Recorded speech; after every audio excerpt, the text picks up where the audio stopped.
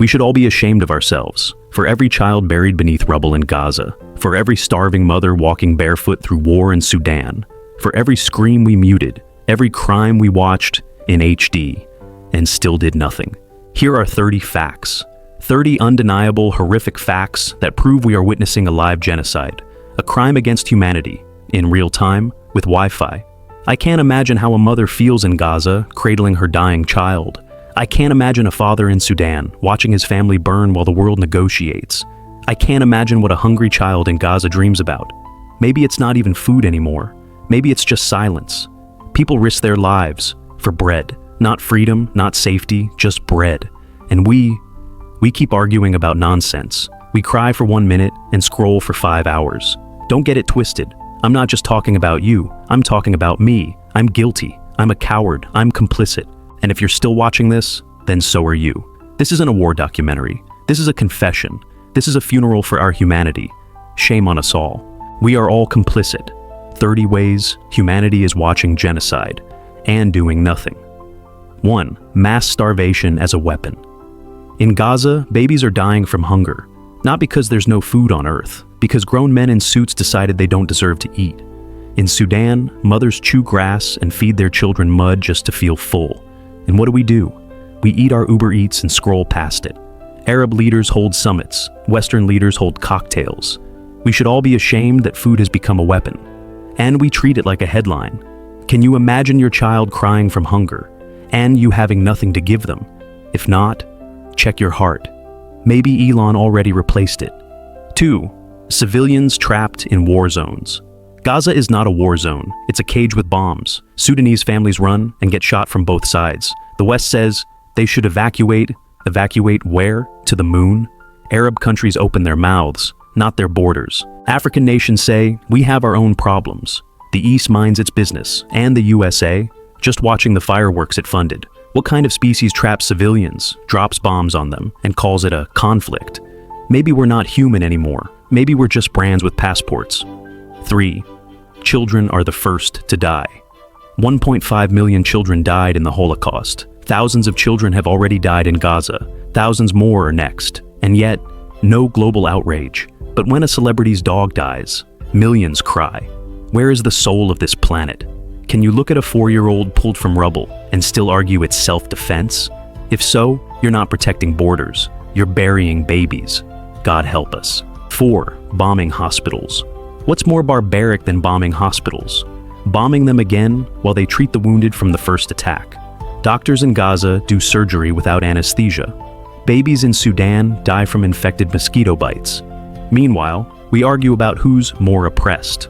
Arab leaders, busy shopping in Paris, the UN, drafting the 127th Statement of Concern.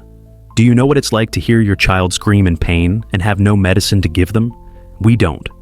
But maybe we should start imagining it before it's us. 5. Collective punishment. One man shoots a rocket. 10,000 people pay with their lives. That's not justice. That's mass slaughter with branding. They hide behind civilians. Maybe, but you bomb those civilians anyway. The West calls it precision warfare. Arabs call it deep concern. Africans say nothing.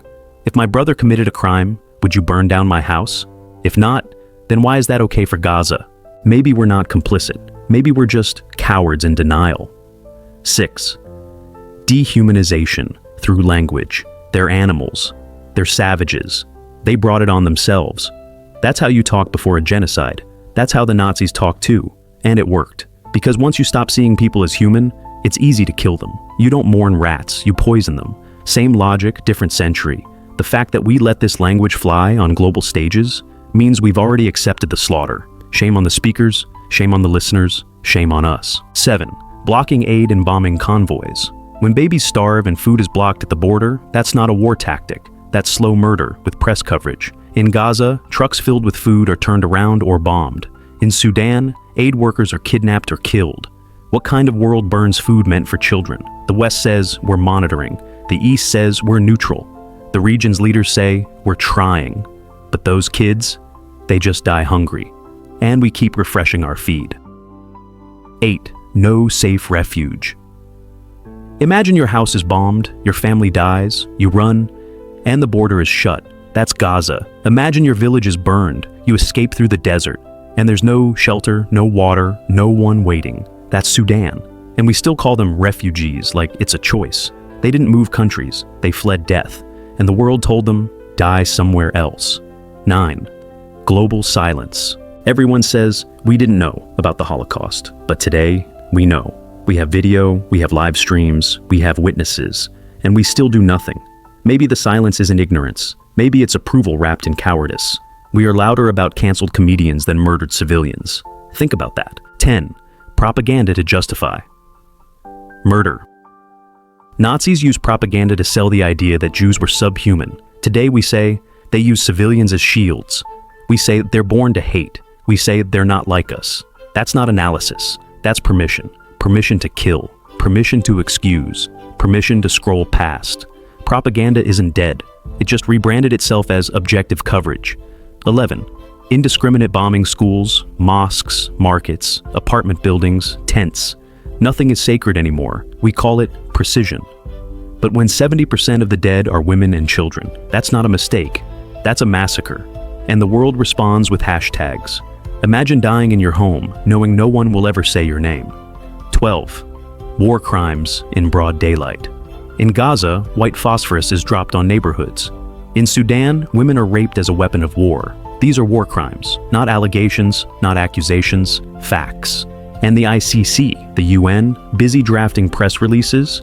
We made justice optional. We made accountability a trend. So, who's really to blame? Them or the rest of us who let it happen? 13. Journalists are targeted. In Gaza, journalists are killed just for telling the truth. In Sudan, reporters disappear in silence. Meanwhile, influencers sell detox tea. Freedom of press? Only if it's convenient. Only if it doesn't show dead babies. Shame on the killers. And shame on the rest of us for being too scared to amplify the voices they tried to silence. 14. Cultural erasure. This isn't just genocide of people. It's genocide of memory. Mosques, libraries, museums, gone. What's left of Gaza's history? What's left of Darfur's identity? Wiped out with missiles. Wiped out with silence. And we pretend history is something that only happened in black and white. 15. Global institutions are useless. The UN writes reports. The ICC writes warrants, but the bombs still fall. The babies still die. These institutions aren't broken. They're working exactly as designed, to sound serious and do nothing. A performance of outrage with no act 2. 16. Mothers dig children from rubble. Let that sentence sit. Mothers dig their children out with bare hands. No bulldozers, no rescue, no hope. We see the footage, we cry for a second, then we move on like it's a scene from a movie. But it's not. It's real. And it's happening right now. 17. Entire generations once lost. There are kids in Gaza who were born under siege, lived under bombs, and died without seeing a blue sky. There are kids in Sudan who never went to school, never knew peace, and never had a future. That's not war. That's annihilation by delay. And the fact that we allowed it to become normal is the biggest crime of all. 18. Selective outrage. We protest when it's fashionable. We scream when it's trending. We act when it's safe. Gaza and Sudan don't fit the aesthetic. They don't match the vibe. So, we stay quiet. And every second of our silence is a bullet to someone else's chest. 19. Hypocrisy of the powerful. The US sends weapons with one hand and tweets concern with the other. The EU condemns violence while selling fighter jets. Arab leaders cry crocodile tears, then meet with the killers for business deals. If hypocrisy was a crime, the world would be in jail. 20. People risk their lives for food. Imagine leaving your house and knowing you could die just to bring home bread. That's Gaza, that's Sudan, and that's the world we built, one where food is a gamble, not a right. 21. Borders closed to the dying refugees. Knock, nations lock. How do we have empty hotels and full refugee camps? We have room. We just don't have humanity. 22. Bombs funded by taxes. Every explosion in Gaza echoes with our dollars. Every massacre in Sudan is paid for with indifference. We think we're not involved. We are the sponsors. We are the audience. And we never ask for a refund. 23. Statistics replaced lives: over 50,000 dead. Over 10,000 children. 2 million displaced.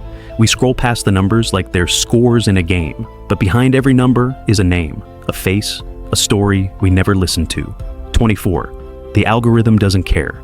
Social media hides death. It promotes dance trends. You could see a genocide today in a cooking reel in 5 seconds. We trained the algorithm to ignore suffering, because we do too. 25. Ethnic cleansing in real time. Darfur is being emptied by blood. Gaza is being emptied by bombs. And we say both sides, as if there's ever a both sides when one has tanks and the other has tents. 26. Orphans with no future. Thousands of children now walk the earth without parents, without homes, without safety. We say, they'll rebuild. But how do you rebuild a childhood? 27. Sexual violence as a weapon. In Sudan, women are raped en masse. In Gaza, women give birth in rubble. The world calls it tragic. It's not tragic, it's evil, and we let it happen. 28. Genocide. With a live stream, we are not witnessing history, we are refreshing it. The Holocaust was hidden. This one is filmed in 4K, and still we say, not sure what's happening over there. Lies are optional now. Truth is irrelevant. 29. Helping is criminalized. You post support for Gaza, you're labeled a terrorist. You feed people in Sudan, you're a spy. Being human is now a political act. What kind of world punishes empathy? Ours. 30. We stopped feeling.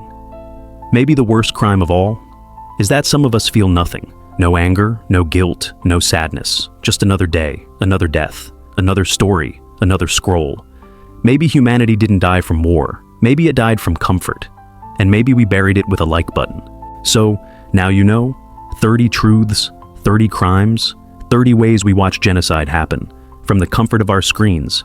We didn't stop it. We didn't even slow it down. We just got better at ignoring it. Tell me, what year is this? 2025? Because it doesn't feel like it. It doesn't feel like progress. It doesn't feel like civilization. It feels like we've gone backwards, but with better phones. We are the worst species this planet has ever known. Even Mother Earth is stunned.